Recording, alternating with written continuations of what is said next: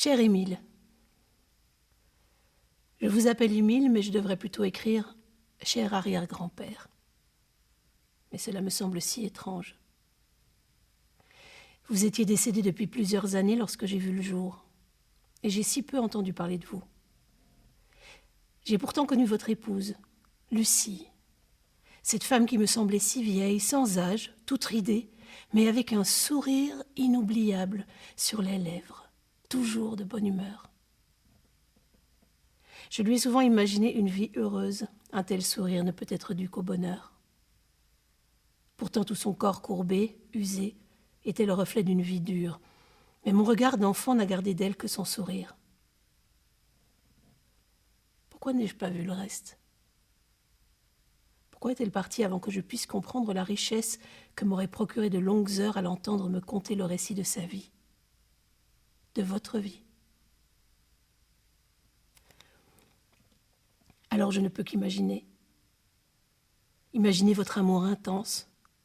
Imaginez votre joie à la naissance de vos 2 enfants en 1912 et en 1914. Et puis imaginez l'effet du cataclysme, la Grande Guerre, la séparation, l'incertitude permanente sur l'avenir, la douleur de l'éloignement, la nécessité de survivre, le traumatisme qu'a dû être pour vous, pour toi. Je me permets de vous tutoyer maintenant. T'écrire me rapproche de toi. La vue de tous ces soldats devenus parfois des amis soudés par l'horreur des événements, morts devant toi ou défigurés à vie. Tu es revenu vivant.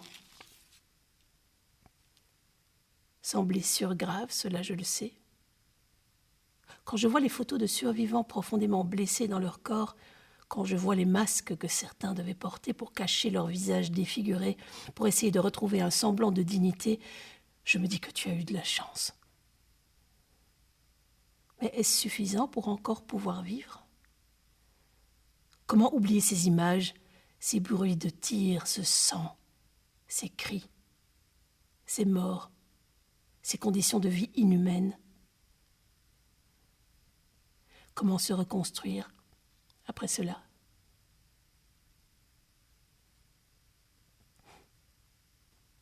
Je n'ai pas les réponses. Mais je devine que le sourire de mon arrière-grand-mère a dû t'aider, a dû vous aider, tous les jours, tous les 2, tous les 4, à survivre, à revivre. Puis, bien après, à supporter le départ de votre fils pour une autre guerre, tout aussi longue, avec son lot d'inquiétude, d'incertitude, mais aussi d'espoir, puis de joie quand il est revenu, amaigri, méconnaissable, mais en vie, après s'être échappé de son camp de prisonnier.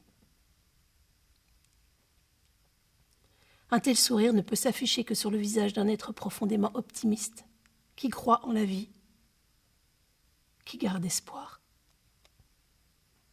Tiens, cela me fait penser à ce jeune migrant. Tu ne le sais pas, sauf si tu nous vois de là-haut, mais nous connaissons à l'heure actuelle une importante vague de migration de pays africains minés par des conflits vers notre riche Europe.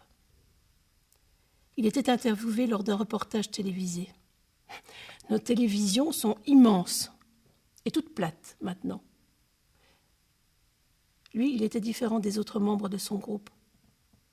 Je l'ai ressenti. Je l'ai vu. Il voulait s'en sortir. Pouvoir fonder une famille à l'abri des conflits, des bombes, de la peur, de la faim, comme les autres, mais il voulait surtout être heureux, simplement, a-t-il dit en souriant, avec ce même sourire que celui que je garde au plus profond de ma mémoire. Et si c'était cela, votre secret ? Celui d'avoir pu être heureux simplement ?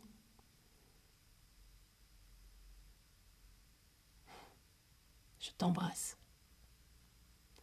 Embrasse aussi Lucie de ma part. Elle sourit certainement là-haut, en t'entendant lire cette lettre. Ton arrière-petite-fille, Isabelle.